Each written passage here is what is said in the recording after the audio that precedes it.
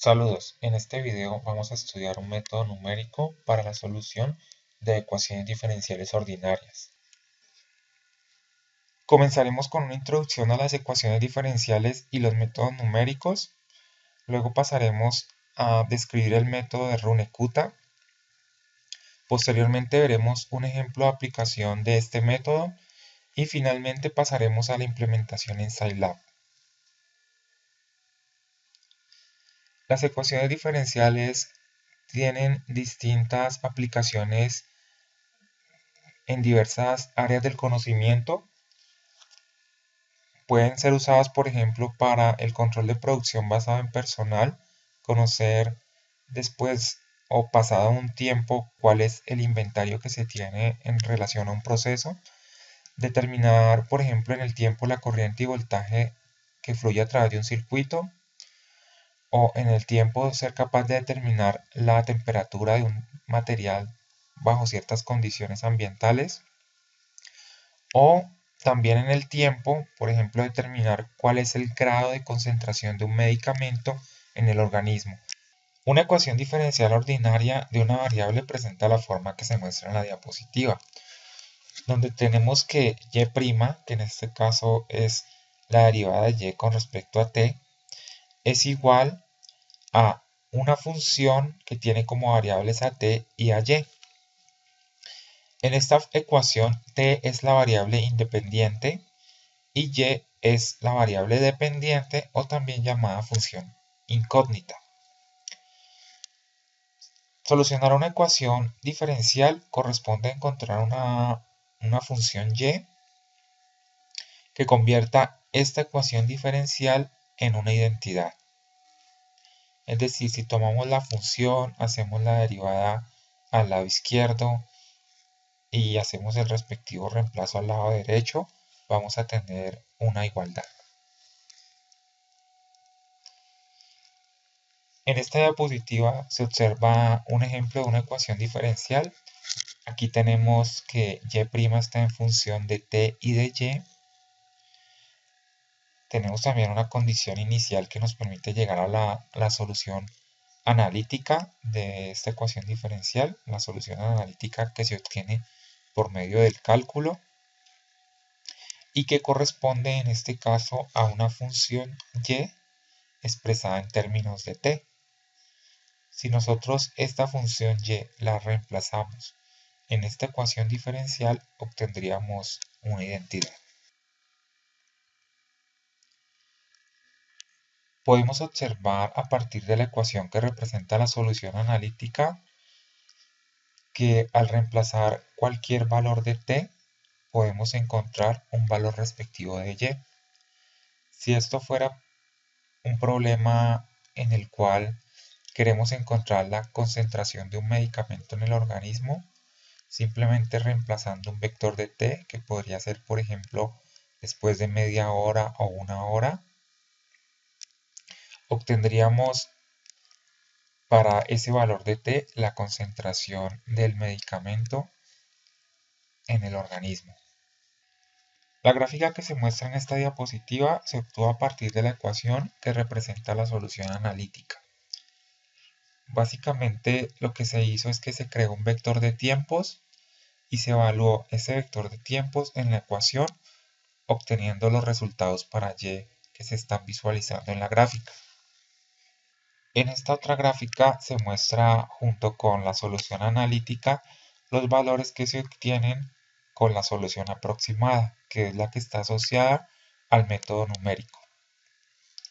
Cuando empleamos una estrategia basada en métodos numéricos para encontrar una solución a una ecuación diferencial, vamos a encontrar la solución en una serie de puntos determinados. En conclusión, tenemos que la solución analítica es una función y en términos de t, es decir, que podemos reemplazar en esa función un valor de t y obtener el respectivo valor de y. Por el otro lado, la solución aproximada es un conjunto de valores de y que se obtienen de estimar el valor siguiente de la función o de la solución a partir de un valor en el instante actual. Para ello se requerirán unas condiciones iniciales que nos permitirán encontrar una solución en un instante actual para poder calcular una solución posterior. Y estas soluciones se van a encontrar para una serie de puntos determinados, contrario a la solución analítica que simplemente reemplazando un valor de t nos da inmediatamente un valor de y. Uno de los métodos para solucionar ecuaciones diferenciales ordinarias es el método de Euler. En la explicación que se va a realizar se debe tener en cuenta que t es la variable independiente y que y es la variable dependiente.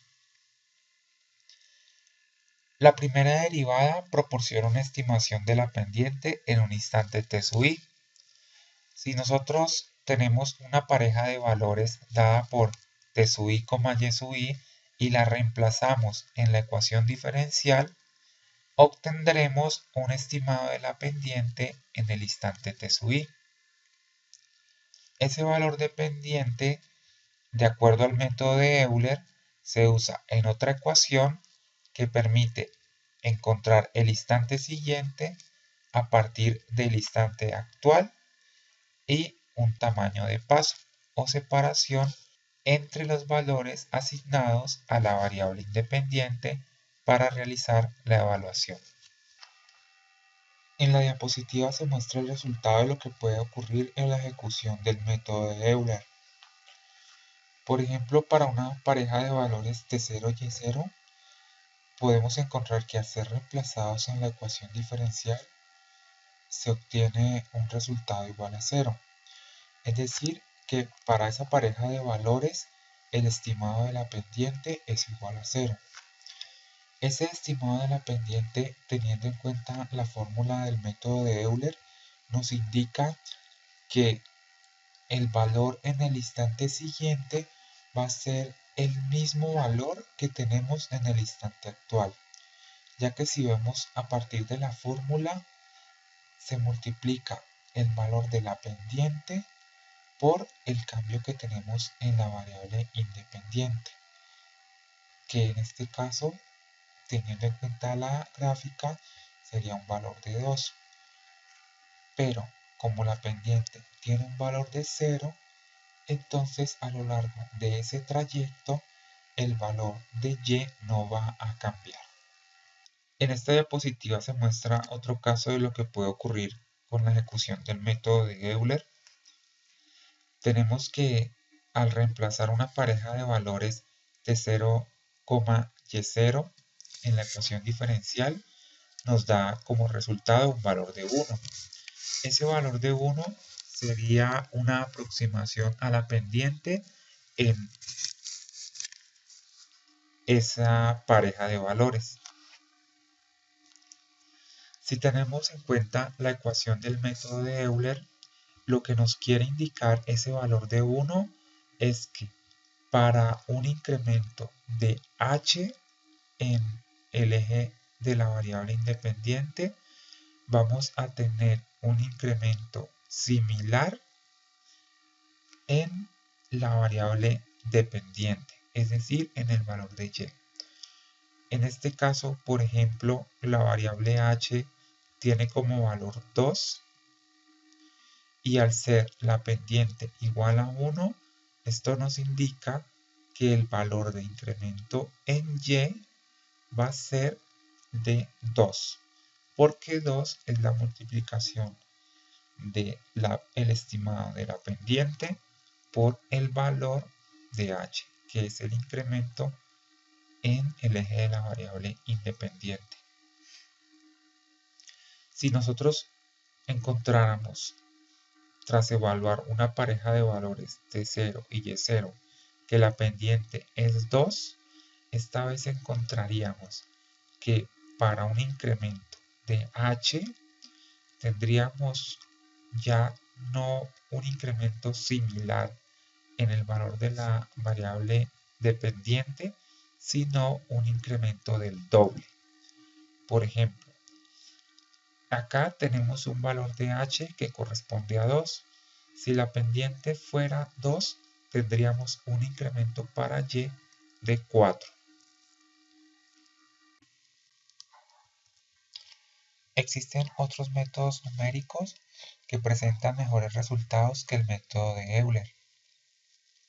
En el método de Euler se asume que la pendiente al comienzo del intervalo es la misma para todo el intervalo, lo cual no necesariamente es siempre cierto. Para disminuir el error que se obtiene de asumir que la pendiente es igual a lo largo de todo el intervalo, existen otros métodos que calculan varias pendientes a lo largo de ese intervalo y al final obtienen un promedio de ellas, con lo cual obtienen una mejora en la aproximación de la solución.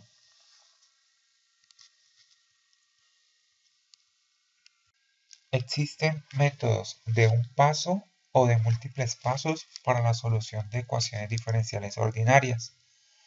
En un método de un solo paso, a partir de un punto se encuentra el valor siguiente. En los métodos de múltiples pasos, a partir de varios puntos o instantes actuales, se encuentra el valor siguiente. A continuación, se procederá a explicar el método de Runge-Kutta. Estos métodos de Runge-Kutta logran la exactitud de las series de Taylor sin requerir el cálculo de derivadas de alto orden. La forma generalizada para los métodos de Runge-Kutta es la que se muestra en la diapositiva. Observamos que es similar a la que usábamos para el método de Euler.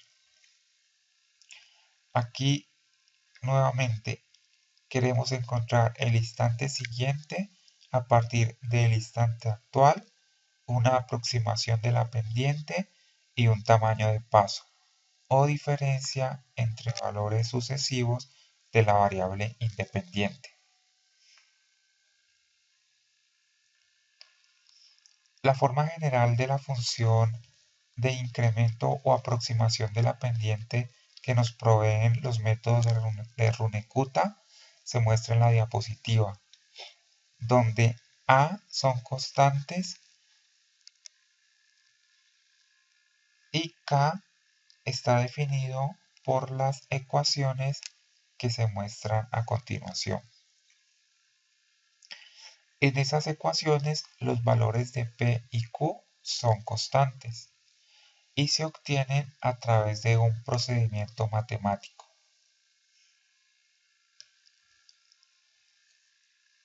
En la diapositiva se observa el gráfico de las pendientes que corresponden al método de Runge-Kutta de cuarto orden.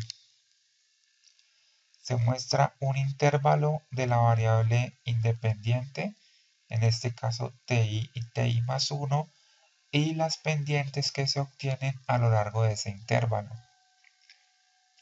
Al final se obtiene una pendiente phi que resulta de una ecuación que tiene en cuenta las pendientes estimadas previamente.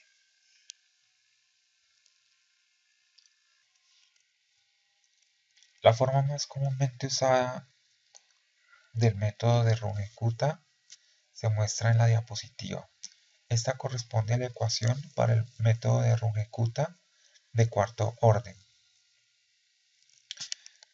donde K1, K2, K3 y K4 son estimaciones de pendientes que se hacen en parejas de valores T y Y. Si observamos, K1 se calcula a partir de una pareja de valores Ti, Y sub i. K2 se calcula en lo que se denomina el punto medio, es decir, a partir de Ti sumándole la mitad del tamaño del paso. K3 también es una pendiente que se calcula en el punto medio, es decir, en el valor de Ti sumado a la mitad del tamaño del paso. Y K4 es una pendiente que se calcula al final del intervalo. En este caso, a Ti se le suma el tamaño del paso. Los métodos de Runge-Kutta de cuarto orden son uno de los más usados en ingeniería. Existen métodos de Runge-Kutta de mayor orden, de hecho existen infinitos métodos de Runge-Kutta, pero hay que tener en cuenta que a mayor orden, mayor es el costo computacional. Ahora procederemos a resolver un ejemplo por medio del método de Runekuta. El ejemplo a resolver es una ecuación diferencial, la cual será evaluada en un intervalo de tiempo desde t igual a 0 hasta t igual a 1. Esto corresponde a un tamaño de paso de 1. La condición inicial para resolver este problema es que tenemos un valor de y que en t igual a 0 es 2. También se provee la solución analítica para que comparemos esta solución con la solución aproximada que nos entrega el método. Lo primero que se hace en el método de Runekuta es calcular la pendiente en el comienzo del intervalo. Aquí tenemos como valores para el comienzo del intervalo t sub 0 igual a 0 y y sub 0 igual a 2. Estos valores se reemplazan en la ecuación diferencial para obtener una estimación de la pendiente.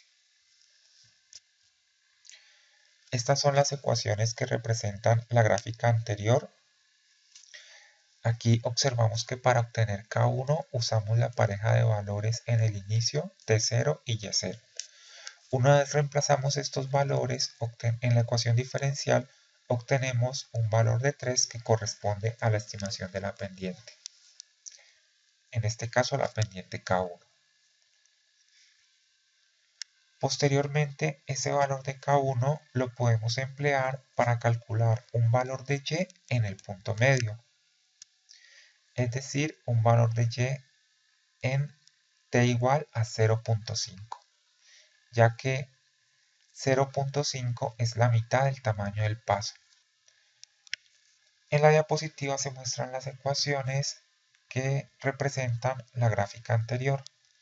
Queremos encontrar un valor de Y en el punto medio y para ello lo que hacemos es usar el valor inicial, que en este caso es Y0, la estimación de la pendiente y lo que vamos a avanzar en el eje de la variable independiente, que en este caso es la mitad de un paso.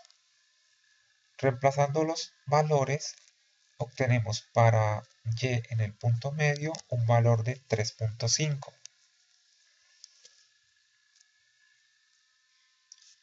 Ese valor de y en el punto medio nos permite calcular una pendiente K2, ya que ahora tenemos una pareja de valores que está representada por t igual a 0.5 y por el valor que acabamos de encontrar en el paso anterior para y. Estas son las ecuaciones que representan la gráfica anterior, lo cual quiere decir que encontraremos la pendiente K2 a partir de unos valores de t y y en el punto medio o en un punto medio. En este caso, esos valores son t igual a 0.5 y y igual a 3.5, que es el valor calculado en el paso anterior. Una vez se reemplazan esos valores, tenemos un valor de K2 que se muestra en la diapositiva. Con ese valor de K2 encontrado, podemos calcular un nuevo valor de y en el punto medio. De igual manera, tenemos en cuenta el valor inicial de y, que en este caso lo denominamos y0, el valor de la pendiente K2 que hemos estimado, y con esto podemos calcular un nuevo valor de y en el punto medio. Las ecuaciones que representan la gráfica anterior se observan en la diapositiva. Queremos calcular un nuevo valor de y en el punto medio y esto lo hacemos a partir del valor y0 y de la estimación de la pendiente K2. Aquí, como deseamos encontrar el valor de y en el punto medio, tan solo avanzamos en el eje de la variable independiente la mitad de un paso. Al reemplazar los valores de y0 y de la pendiente K2 para encontrar cuál es el estimado del nuevo valor de y en el punto medio, obtenemos el valor que muestra la diapositiva. Ahora el nuevo valor de y en el punto medio nos permite calcular una pendiente K3 en el punto medio, ya que tenemos que t será igual a 0.5 y y el valor que acabamos de calcular para el punto medio en el paso anterior. En la diapositiva se muestran las ecuaciones que representan la gráfica anterior. Aquí lo que se quiere indicar es que se encontrará un valor de K3 en el punto medio. Esta vez ese punto medio fue calculado por medio de la pendiente K2 en el punto anterior. Y al reemplazar esos valores que tenemos para el punto medio en este momento, obtenemos para K3 el valor que se muestra en la diapositiva. Ese valor de K3 lo podemos emplear para calcular esta vez un valor de y en el final del intervalo. Los valores que habíamos calculado anteriormente eran para la mitad del intervalo. Obtendremos el valor de y en el final del intervalo a partir de los valores que conocemos para y sub 0 y el valor de pendiente que hemos calculado en el paso anterior, que en este caso es K3. Las ecuaciones que representan la gráfica anterior se observan en la diapositiva. Queremos calcular el valor de y en el final del intervalo y esto lo hacemos a partir del valor de y sub 0 y la pendiente K3. En este caso, como estamos avanzando en la variable independiente un paso completo, usamos el valor de y. Al reemplazar los valores que tenemos en la ecuación, tenemos el valor para y en el final del intervalo que se muestra en la diapositiva.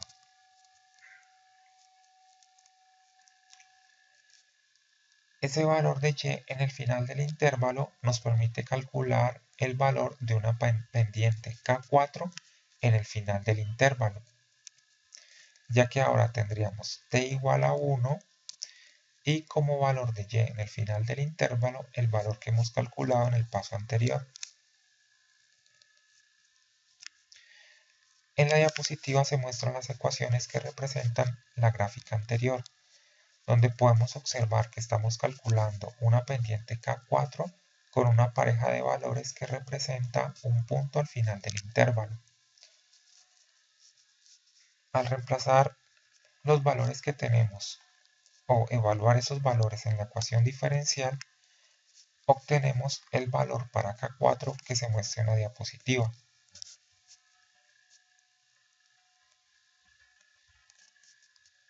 Finalmente, las cuatro estimaciones dependientes que hemos hecho hasta el momento las podemos combinar de acuerdo a la fórmula de Runge-Kutta para obtener una pendiente phi. Esa pendiente se muestra en la diapositiva. Las ecuaciones que representan la gráfica anterior se muestran en esta diapositiva, donde podemos ver que habiendo calculado las pendientes K1, K2, K3 y K4, podemos estimar una pendiente phi que representa mejor la pendiente a lo largo del intervalo. El valor de la pendiente phi se muestra en la diapositiva. Con el valor de la pendiente promedio phi podemos hacer una predicción en el final del intervalo, teniendo en cuenta que tenemos un valor de y0 y una estimación de la pendiente que nos permitirá encontrar el instante siguiente o el valor de y en el instante siguiente.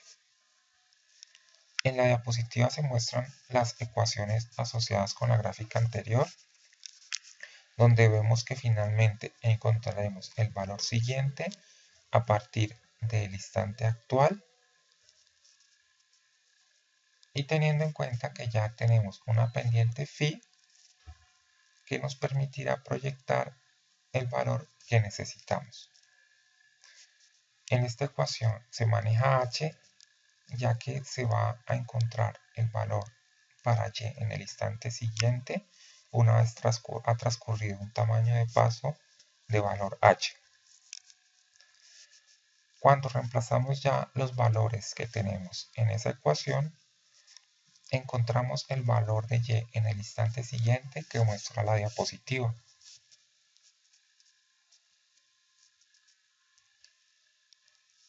Si por ejemplo hacemos el mismo análisis para el siguiente intervalo, el cual va desde t1 igual a 1 hasta t2 igual a 2, tenemos los resultados que se muestran en esta diapositiva. Observamos que y1 para el cálculo de la pendiente k1 es el valor que hemos calculado en la iteración anterior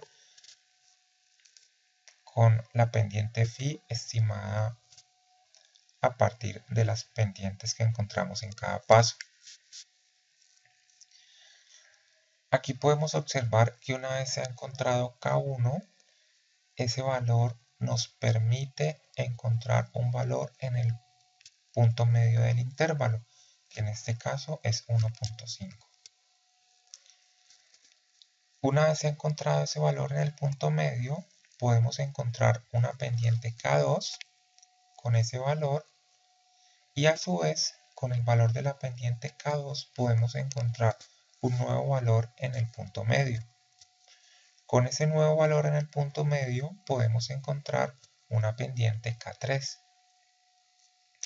Con esa pendiente K3 a su vez podemos encontrar un valor de y en el final del intervalo, que en este caso es t igual a 2. Con ese valor al final del intervalo podemos encontrar una pendiente K4 en el final del intervalo. Y finalmente, con los valores de las pendientes que hemos estimado, podemos encontrar una pendiente phi que nos permite hacer finalmente una proyección de y al final del intervalo y que será un valor que tomaremos como punto de partida si queremos realizar más iteraciones.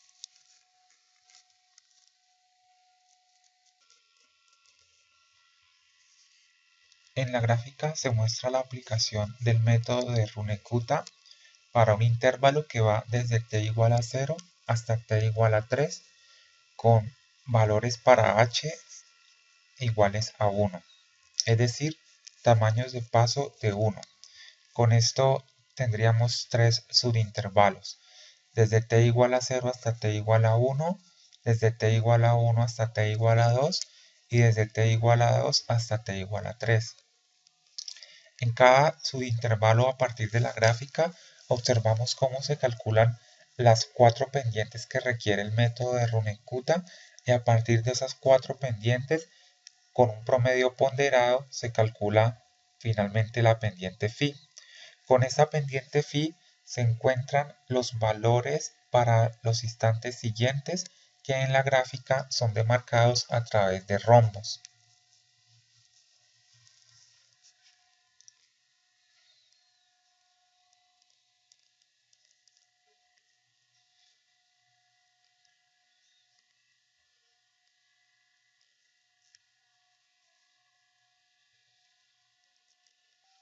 A continuación procederemos a hacer la implementación en Scilab del método de Runekuta.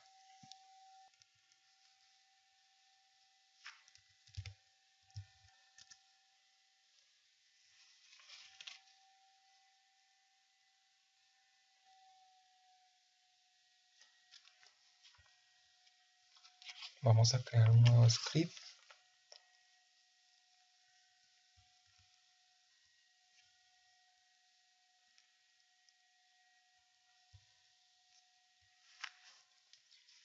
Vamos a crear una función la cual nos va a retornar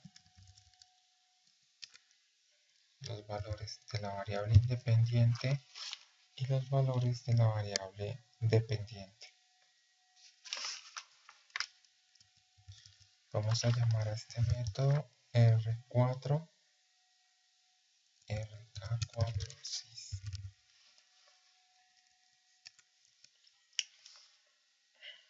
Esta función va a recibir como parámetros la función que representa a la ecuación diferencial, un vector que llamaremos tspan, que tendrá el comienzo y el final del intervalo,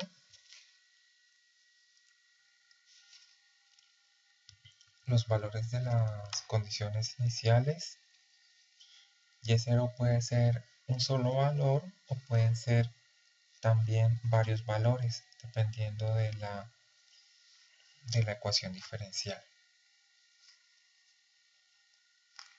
Y el tamaño del paso.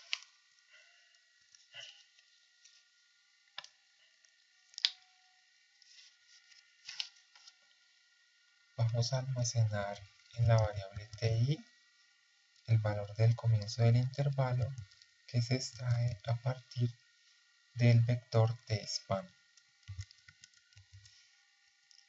Es decir, en tspan, en la primera posición del vector, tendremos el valor para el inicio del intervalo.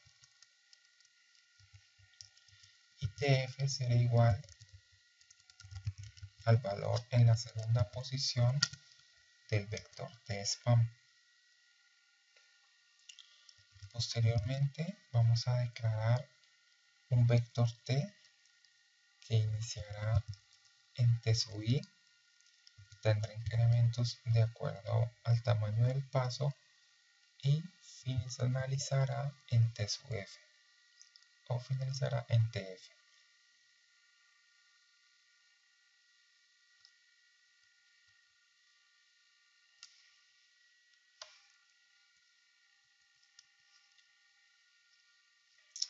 Vamos a calcular la longitud del vector t.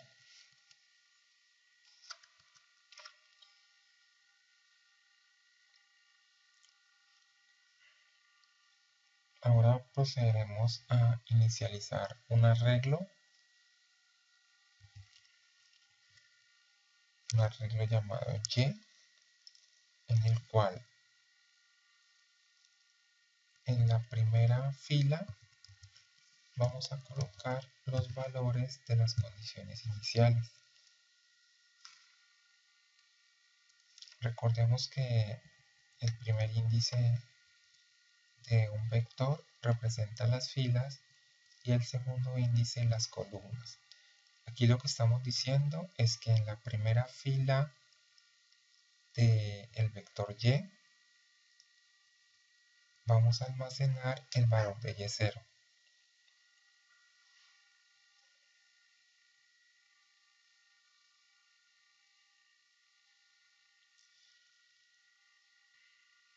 Si y0 tiene varios valores o las condiciones iniciales están compuestas por varios valores de y0, todos esos valores se ubicarían en la primera fila del vector y o la matriz y.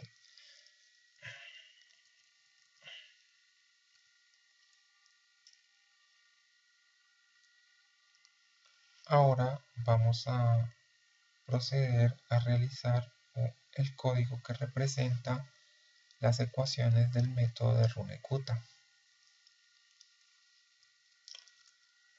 Antes de plantear el ciclo for, vamos a realizar el procedimiento como si tuviéramos un valor de i igualado a 1.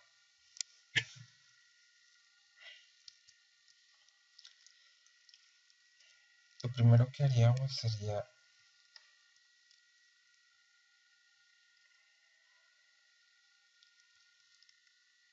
calcular el valor de K1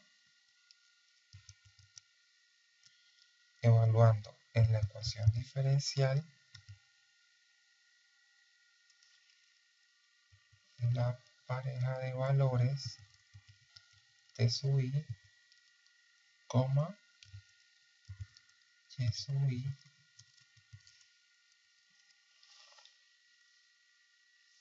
y sub i.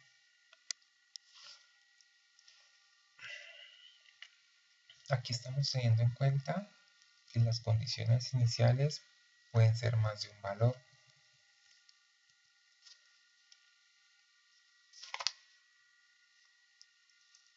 Una vez hecho esto, pasamos a calcular un valor de y en la mitad del intervalo. Y esto lo hacemos a partir del instante actual de y sumado con el valor de k1 multiplicado por la mitad del tamaño del paso.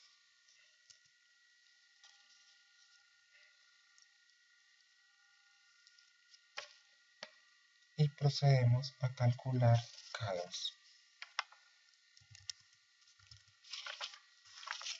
K2 es igual a evaluar en la ecuación diferencial una pareja de valores en la mitad del intervalo.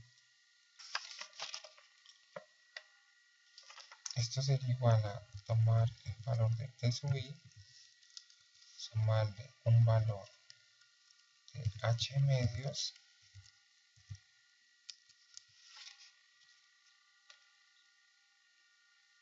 y colocar como valor de y el valor que hemos calculado en la línea de código anterior.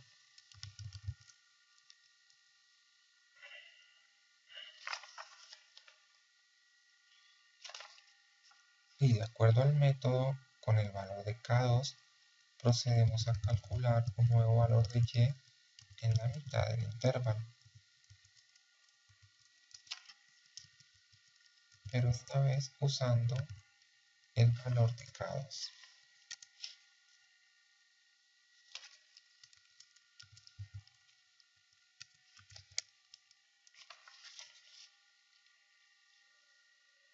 Con este valor del punto medio procedemos a estimar un nuevo valor dependiente en el punto medio, a la que llamaremos K3.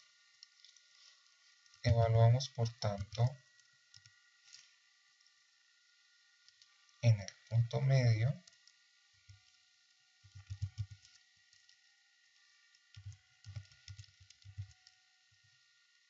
cuál es el valor de K3, es decir, en el nuevo punto medio.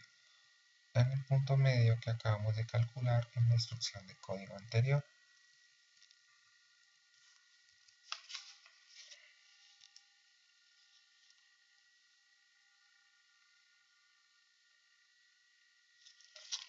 Ahora procedemos a calcular un valor de y en el final del intervalo, usando el valor de la pendiente K3 estimado en la línea de código anterior.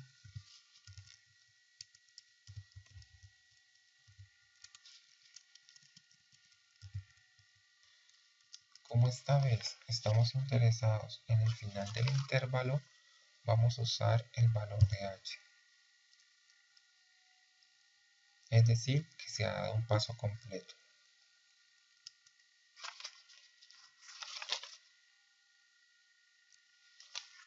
Con este valor de y en el final del intervalo, podemos proceder a calcular un valor dependiente en el final del intervalo.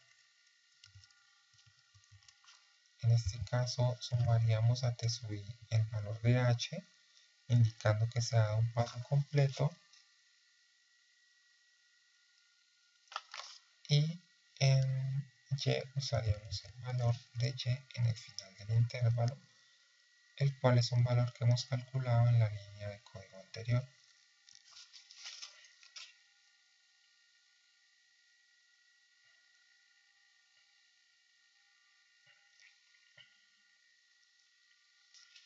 Como ya hemos calculado las 4 pendientes, podemos pasar a estimar el valor de phi.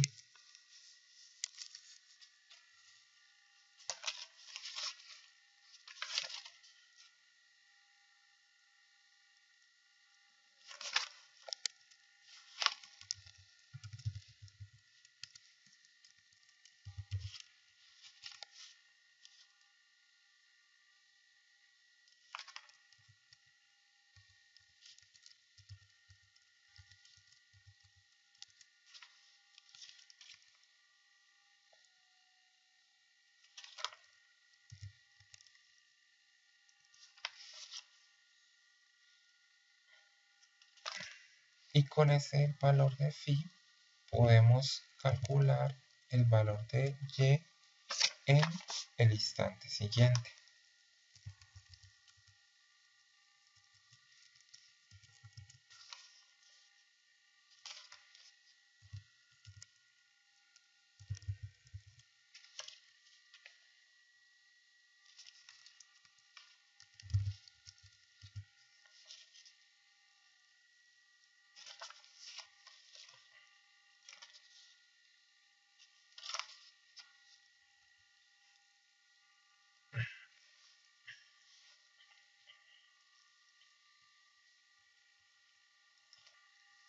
Continúa. Ahora, este valor de y en el instante siguiente se podría convertir en el valor del instante actual para una nueva iteración del método. Para ello, podríamos colocar un ciclo for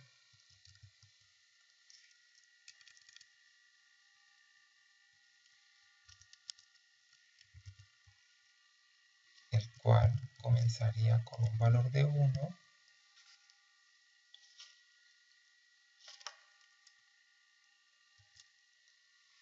y llegaría hasta n-1.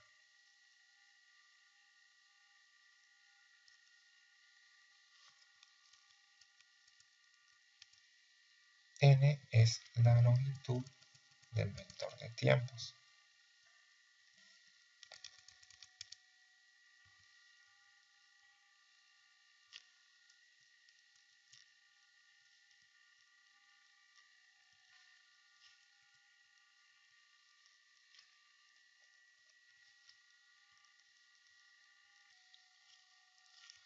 Procedemos a guardar la función.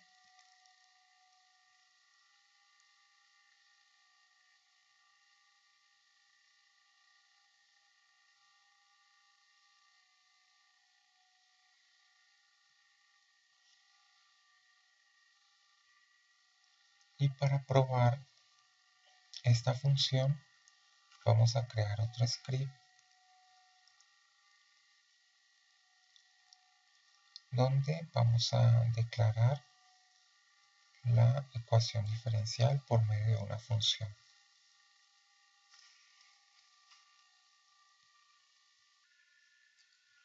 Ahora vamos a proceder a declarar la función que representará a la ecuación diferencial.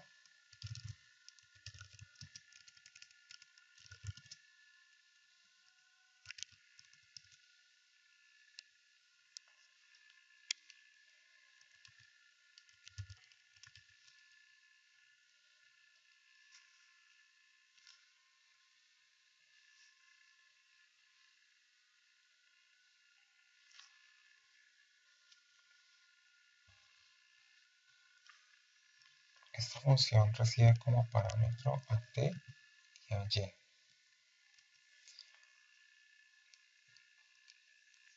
Entonces tenemos de y es igual a 4 por la exponencial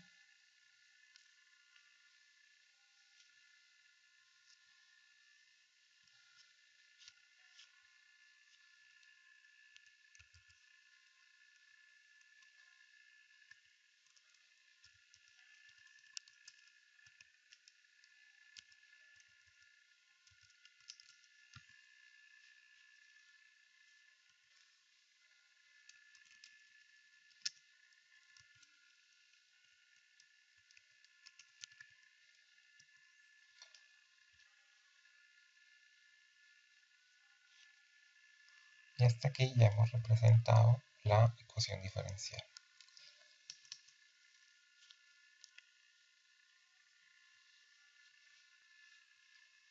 Y ahora procedemos a hacer un llamado al método implementado.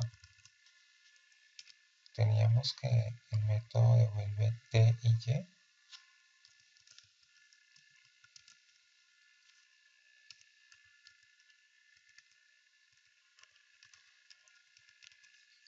recibe como parámetros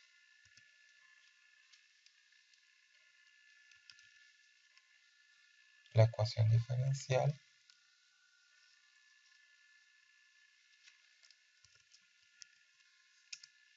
los valores de inicio y fin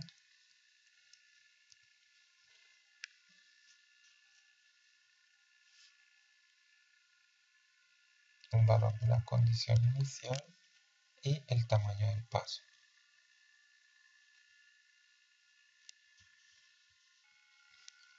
Por las condiciones del problema tenemos que y0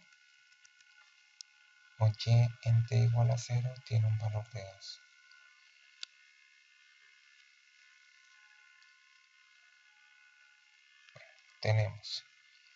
Vamos a obtener un valor de t y y.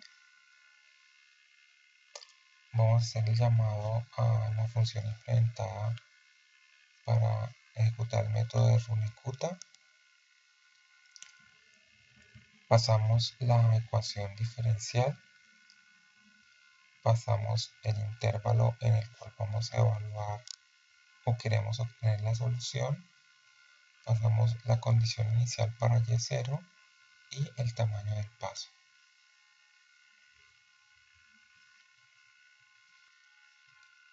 Guardamos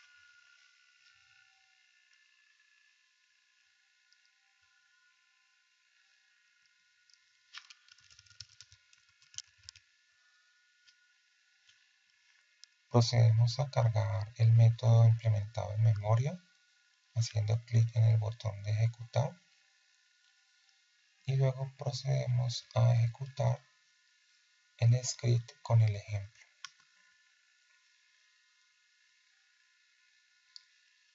Y vamos a la consola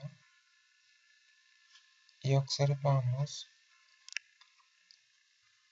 que para t igual a 1 obtenemos un valor para y de 6.2. Si vamos nuevamente a la diapositiva, observamos que la solución analítica para este problema es aproximadamente 6.19. Es decir, con el método hemos obtenido una buena aproximación.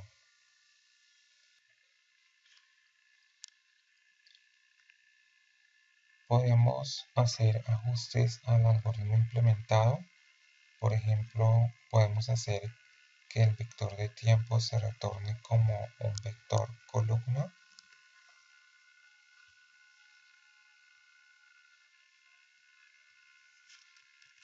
Haciendo la traspuesta del vector.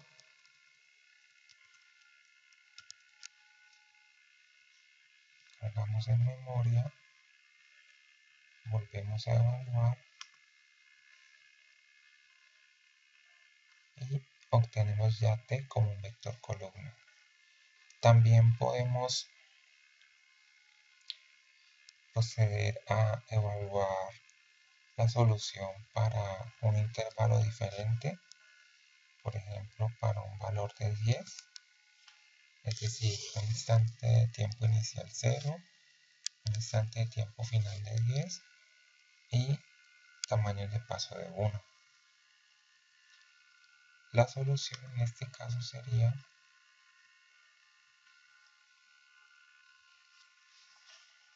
la que se muestra en la consola. Podríamos incluso hacer una gráfica del vector t con respecto a y.